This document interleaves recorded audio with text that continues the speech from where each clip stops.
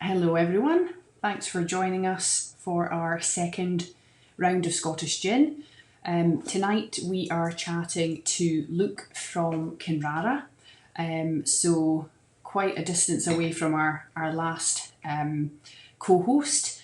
When we talked to Stuart Bigger, he's obviously based down in South Lanarkshire, so now we're heading up north to the Highlands.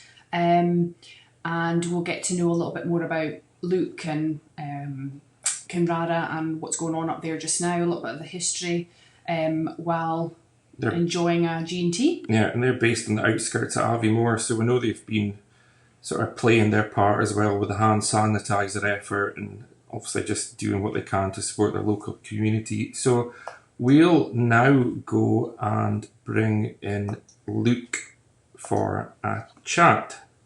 So, are you there, Luke? I am, yes, yeah, I can hear you, Martin. You can hear us okay, that's great. Thanks for joining us. No, not a problem at all, thanks for having me. That's quite alright. I know Sunday night is probably a time you want to chill out and probably in front of Facebook as opposed to on it.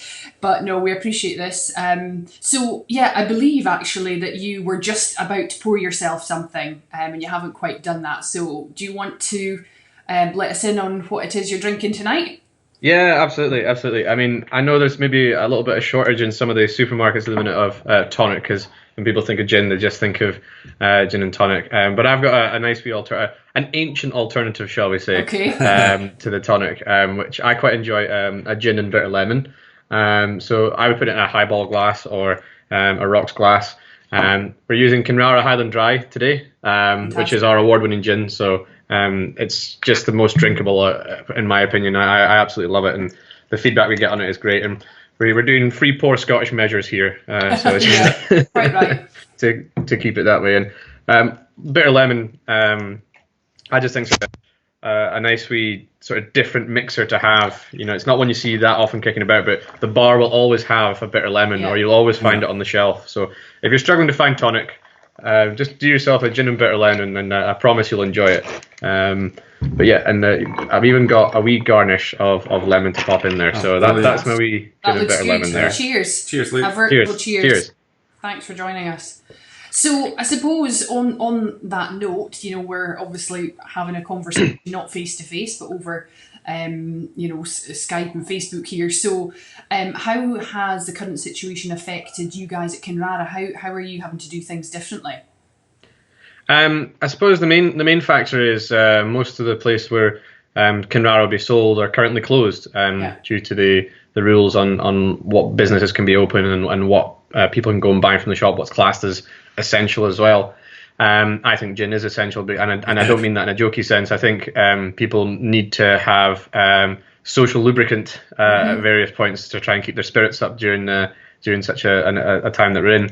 Yeah. But for the business, it's to a degree business is normal, because both myself and David are full time at the distillery, and our marketing manager is also full time. And Jade, our marketing manager, she can work from home. I usually work from home anyway. Before working from home was cool, but it did mean I was going out and about and visiting customers and all that sort of stuff. Yeah. And now I have to be cooped up inside a little bit. David's at the distillery, and he's producing gin, but he's also our main product at the minute is hand sanitizer. Yeah. Okay. As I'm sure many people know, the ethanol that most gin distilleries use is food grade, but it can also be used to make a biocide in the form of hand sanitizer. So we've been turning our efforts towards that, making it as cheaply as we possibly can. And you know, we're still a business at the end of the day and have to keep the lights on, but we're trying to support the local care homes, the frontline services, the food chain, and yeah, just keep things ticking over, so that when we come out of this on the other side, there's a business there that can still make gin, but also B, that we're helping as many people as we possibly can at the same time. Absolutely. Yeah. Well done. Good effort. I know that a number of the Scottish gin distilleries have really stepped up, and there's a lot of love, obviously, online for what you guys are doing. So yeah, keep it up. Keep it up. Yeah, thanks. We're trying. so considering everything's in lockdown at the moment, look, what's the sort of best way for people to get a hold of your gins? Is it So we're still doing delivery from our online store. Yep. So all of our gins that are available at the minute are online. Mm-hmm. We have got an automatic 10% discount sitting on there as well. So we just tried to make it a little bit more affordable for people to access our gin, and delivery is included in the price as well. So you're saving money straight away on the postage and the 10%.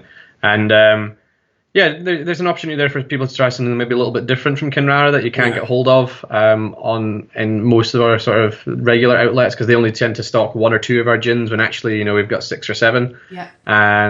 And there's usually a mix in each of the different retailers. So we've got things like our oak spice, our rose and cardamom, and our lime and lemongrass gins on there, which are really quite good. And we're also on sale with the Highland Dry, the one in the blue bottle. That tends to be in most sort of regional co-op stores. Yeah. And we've also got our rose and cardamom gin in Morrison stores at the minute as well. Nice. In Scotland. So those are the best places to try and get hold of the gin. But if you can, try and buy online from us and we'll deliver it to your door. Yeah. So the distillers, I know you've got the distillers editions, don't you? Are they all available on the website? Yes. So we've got the rose and cardamom, the lime and lemongrass, and the oak spice are all available on the website there. Great. Good.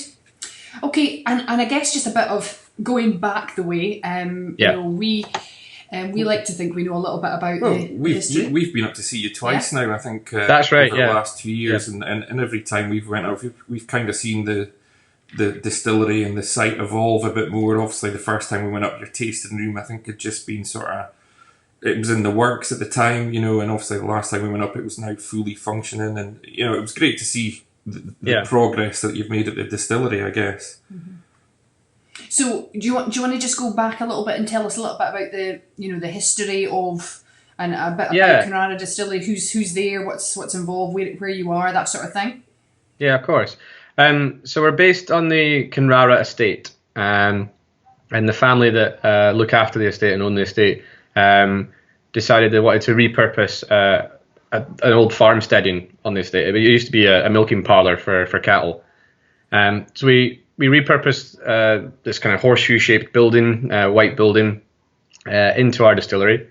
We've got on one side the distillery and the bottling line. In the middle, we've kind of got a tasting room, which will be a shop eventually as well.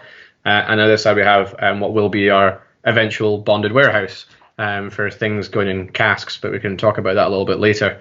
And we are a small operation. There's 3 of us full-time and 2 part-time people that work for Kinrara. There's myself as the commercial manager. There's David, our head distiller. There's Lisa, our bottling technician. There's Jade, who does our marketing and events. And there's David, other David, we should call him, as our brand ambassador. So we're just trying as best we can to kind of cope with the situation at the minute. But when we're in full flow, we've got a nice wee team there that kind of works together. Because we're on a Highland estate, we're in a very, very unique and beautiful situation. Yep. We've got 12,000 acres on the Kinrara estate. On that 12,000 acres, lots of different botanicals grow. Yep. And we're able to go and pick those ourselves at the right time of year. We dehydrate them ourselves and use them in the gins. The 2 main botanicals out of that are the rose hips and the rowan berries that grow on the estate. And we're quite happy to say that we do use our own 99% of the time, as long as it's available, and you can taste that in the gin, and that's what people tend to like about Kinrara. Fantastic. We also have access to a juniper glen at Kinrara estate. It's a little known secret of Kinrara. We actually haven't started using the juniper from that glen yet, because we want to pick the right gin in the right moment to do that. Yeah. And we were hoping that as of March we were going to launch this new gin end of March, start of April, because that would be 2 years since Kinrara had went into production. Right, okay. So we're about 2 weeks ago, 2 years ago, that was us filling our first bottles of Highland Dry. Yeah. So it's different at the minute. But we'll see how we get on. But yeah, we've got a lot to do. Yeah. And a lot to look forward to by the sounds of it. So watch this space. And I guess it's fantastic that you've got access to that resource for the future, because obviously Scottish juniper is in decline. It's quite an endangered species, and obviously with your knowledge of management, sort of the estate and things like that, I'm sure you'll sort of harvest things sensibly and forage sort of. Absolutely. Well, the juniper glen that we have, it's up on the other side of the hill that's on the estate, and it's very inaccessible, if I'm honest. Yeah. Which probably stops people going up there too much to try and get hold of stuff. But there is quite a lot of juniper there, and obviously juniper has its weird cycles of being ready every 3 years or whatever. So we have harvested, we have got some juniper, dehydrated and ready to go. And once it's dehydrated, it does store quite well. Yeah. So we're waiting to use it, and we were hoping to use it over the past month, but obviously plans have been put back, because what we were going to do is we were going to our Highland Dry Gin, which is our flagship. It's made with Macedonian juniper, and we were just going to use the same recipe but change the juniper to Kinrara Highland juniper. So we are going to be releasing a special edition Kinrara juniper version of the Highland Dry Gin. And it'd be interesting because if you've got both gins, you can taste the difference, and it really shows you the difference in the botanicals and the juniper itself. So hopefully, once things return to a little bit of normality, we'll see that come out. And we're only going to do about 400 bottles of the stuff. So if you do see it, grab it. I would say do a limited edition run of it. Fantastic. Absolutely. Well, while you were chatting there, and we might take the opportunity again with the pictures to we brought up some of the pictures or the photos, I should say. And that's a view, for the first one we're seeing here is a view from the distillery, which is absolutely spectacular. It's one of the best. I think we must have been there on a really good day anyway, because it was blue skies, but there's still, snow-capped mountains, just absolutely stunning. And yeah, just absolutely beautiful. So can you tell us a little bit more about specifically where you're located? And Martin touched on there about, some of the, the tasting room, what's open to the public and what's not.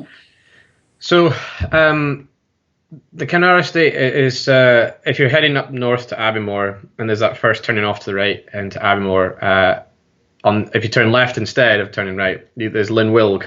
And Linwilg is where the estate is. And the estate basically runs for a mile along the A9 and to the other side of the A9 a little bit. And then I think it's 12 miles in the other direction. So, there's 16 miles in the other direction. So there's 12,000 acres there. Wow. Of land.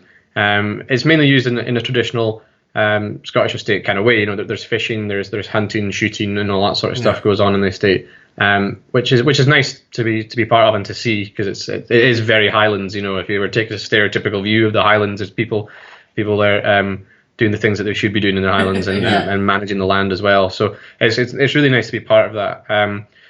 The tasting room and distillery tours, again, we were due to start doing tours as the spring approached, and we were actually, looking to recruit people to help us run the tours and stuff like that, so we could continue making gin. And there would be a shop on site as well, open for when the tours were in place. There is two hampering factors there, obviously the situation we're in at the minute, but also we're just waiting for planning permission to sign off on the changes we made to the building, just so that the public can get access. Yeah.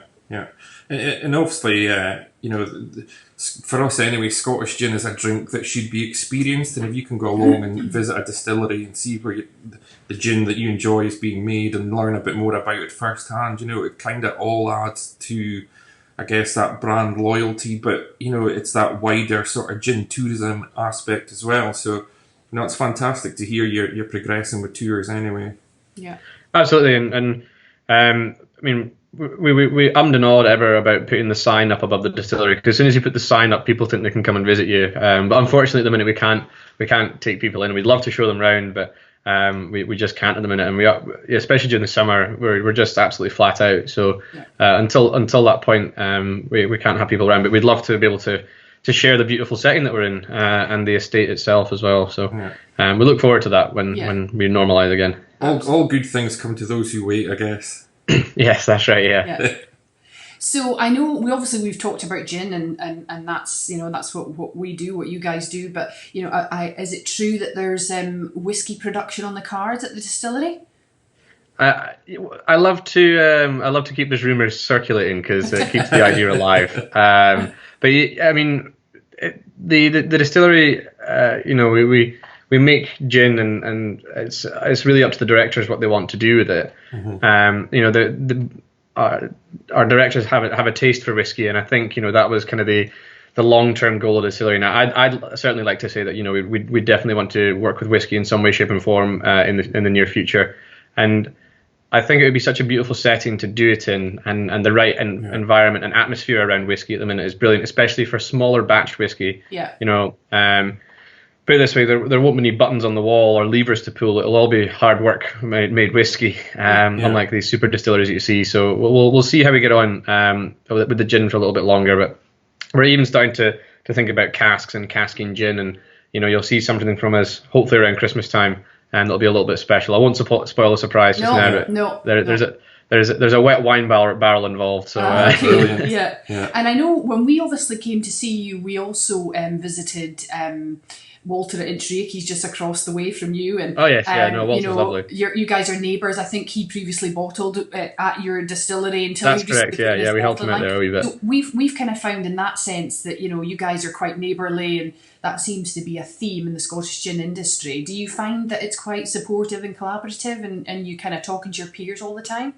Yeah, absolutely. I mean, it's been ever more prevalent over the past few weeks, you know, because quite a lot of us have converted to doing hand sanitizer. Yeah. So you'd ring up the people you knew from other distilleries or met in different things and go, okay, how are you getting around this legislation? How do we make this move faster for all of us and make sure we get this product to the right people at the right time? And I know particularly that, you know, personally, I've been working quite closely with the Thompson brothers at the Tonic Distillery. You know, they're doing a cracking job up there in supporting the local community. And the same with the I'm from Orkney originally, you see, so I know the guys from Kirkjuvar and Orkney Distilling Company there. So it's been good to see, and it's been good to. You literally just need to pick up the phone and ask a question, and usually someone's got the answer. And equally, people phone me and ask me questions, which makes me feel like I actually have a use at some point. So I must know something, which must be all right. Yeah, that's good. No, that's good. I mean, that was obviously, that's our feeling, certainly, having been involved in the industry for a couple of years now. But it's good to see that going on and everyone sharing good practice and knowledge. And also, I think a lot of people realise that the sooner we can kind of flatten the curve, as everyone's been saying, and sort of get back to normality, the sooner we can sort of move on with our lives a wee bit, I guess. So no, it's fantastic to see so many different people sort of playing a combined effort to try and do what they can to try and sort of... No, I couldn't agree more. Yeah. So I guess with you specifically, if you will oblige, you touched on it a wee bit earlier, but commercial manager, is that right? That's what you do. That's your role. Yeah. So you talked about being on the road. What exactly does a commercial manager at a Scottish gin distillery do? That's a very good question. I love job titles in small businesses because I'm not sure how much they actually mean. I think you just have something to have on a business card, don't you? When you're speaking to someone big and official, you have to make it look like you do something. No, of course. So my background is a little bit of sales and a little bit of operations. You know, I used to work at Thistley Cross Cider down in Dunbar before, and you know, a brilliant product that was to work with. I did export, I did sales in the UK, and I ran business operations and purchasing ingredients to make the final product. So the commercial manager at Kinrara, you know, I started off as head of sales and then moved to the commercial manager role because it was involving much more than just going out and selling the product. You know, I'm involved in purchasing ingredients and working with David to make sure he has everything he needs to run the business. There's a little bit of accounting involved. There's a little bit of staff management involved. There's all the bits behind the scene that people don't necessarily see. Yeah. You know, it takes someone to just do that little bit of work to make sure that it gets done. But ultimately, it's my job to sell it as well. You know, at the same time, that's still part of being a commercial manager, is your sales and having those macro level conversations with wholesalers, distributors, and supermarkets. You know, the sort of the bigger potential customers that you might have. You need to know everything about the product. You know, how far you can get on price and what it is you need the business to succeed. That's probably the best way I could describe it. No, you did a good job. And do you ever get the opportunity to get involved in the sort of creation of the gins, or sort of do you get to give a lot of feedback to David? I try to keep up on my gin knowledge, and that doesn't mean I just drink every gin I see. I do it on a serious level, and I'm sure you guys get the same reception sometimes. Is that, you know, our job is to taste gin effectively. and people don't take you seriously, but actually someone's got to do it. It's one of those things that we actually have to understand our product and enjoy it ourselves, and make sure that we understand why somebody else would enjoy it. So if I'm selling it, I'm not what I would call a stereotypical salesperson. I couldn't sell you something I didn't like. I've got to enjoy the product myself, to be enthusiastic about it. Yeah. So in the process of creating it, David, our distiller, has fantastic taste buds. He's got a very scientific mind at the same time, and quite a creative mind too. So when he comes up with a recipe for something that we've maybe conceived as a concept, he'll go away and make 5 different attempts at producing something that he's happy with, and he won't put it in front of us until he thinks he's happy with it.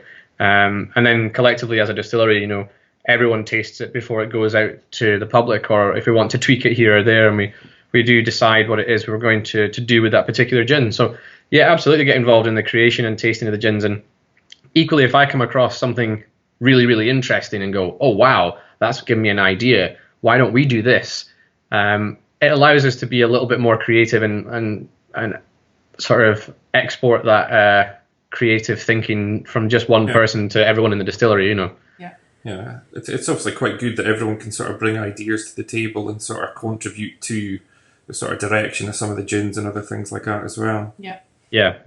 Well, we've got we actually did a Q&A with David just fairly recently, so we're actually due to publish that fairly soon, and that was really interesting just to get to know a little bit more about his background and what it means to be the distiller there. So we look forward to getting that online and I guess getting to know him a little bit better as well. But so what about you mentioned about you get involved. What's your favourite Kinrara gin? You mentioned there are 7 expressions. Yeah, there's a few expressions kicking about now, and that will ever grow, I'm sure. My favourite by a long shot, I can't really figure out. Well, I suppose I do know why. It's just the kind of flavours involved. Is our rose and cardamom gin. I've got a little bit of a thing against pink gin because there's lots of these big commercial gin companies. They just pile sugar into it, and it's either a gin liqueur or it's called a gin and it's pink. And I just find them vile and disgusting because I don't think you should be sugaring your gins that heavily. If you're going to add sugar to your gin, do it with your mixer, in my opinion, or if in the cocktail in some way, shape and form. And when we created Rose and Cardamom, we said, we don't need to be putting sugar in pink gin. It can be delicious without it. Mm-hmm. And it gets its colour from the rose petals. There's no artificial colourings in there. And you get a little bit of spice from the cardamom coming through. And it's so soft as well. It's 41.5%, but you can just drink it in a glass with some ice. You don't need a mixer to go in there. But even with a mixer, it's fantastic. It's a really well-rounded gin. The mouthfeel around it as well. It's really, really soft and smooth. It's the one I preach to everyone.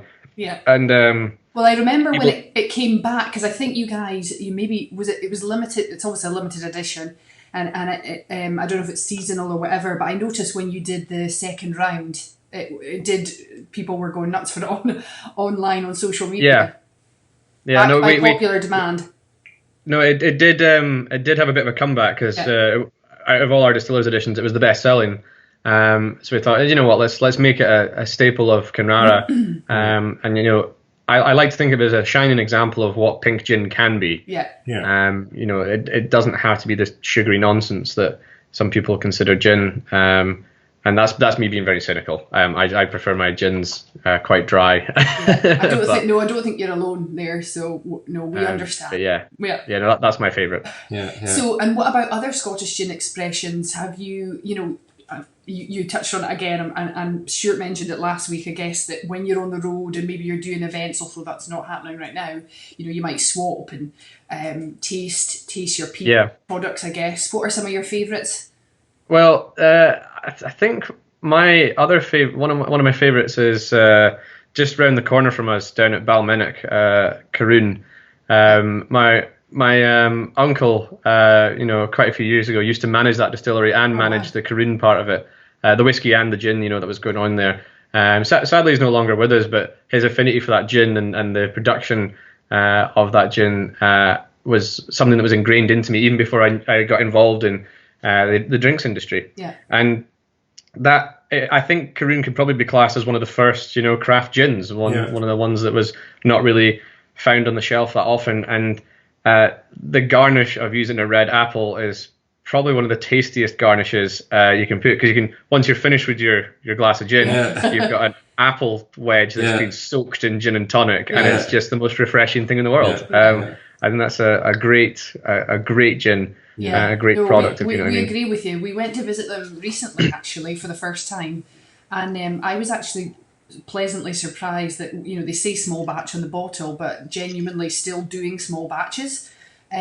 So production runs will be fairly regular, I'm sure. But we were, I think, how many at a time? How much litres at a time was it? I think it was 1,000 litres or 1,000 bottles at a time. Which all things considered, they're one of the probably top 3 or 4 Scottish premium brands. You'd think that they'd be doing bigger runs than that, but they've obviously stuck to their what would you say, the recipe and the process hasn't changed for them, and hats off them to keeping it that way. I think it's part of Edinburgh House Distilleries, isn't it? That's but the thing is, the distillery are sort of no bells or whistles to it. You go in and they've got their copper berry chambers and other things, but that's right. It's a real working distillery. Mm-hmm. It is, absolutely, and it's not one of these ones. I think you can go around the Karoon gin part of it, but Balminic as a distillery, it's not one you can go and wander around. It's not open to the public. It's a producing distillery, a hard-working distillery. Absolutely. I've had the privilege of being able to go around Balminic Distillery, and it is actually quite nice and beautiful on the inside, and it's all big wooden washbacks and things like that they're using in there, which is always nice to see in a Scottish distillery. So yeah, fantastic.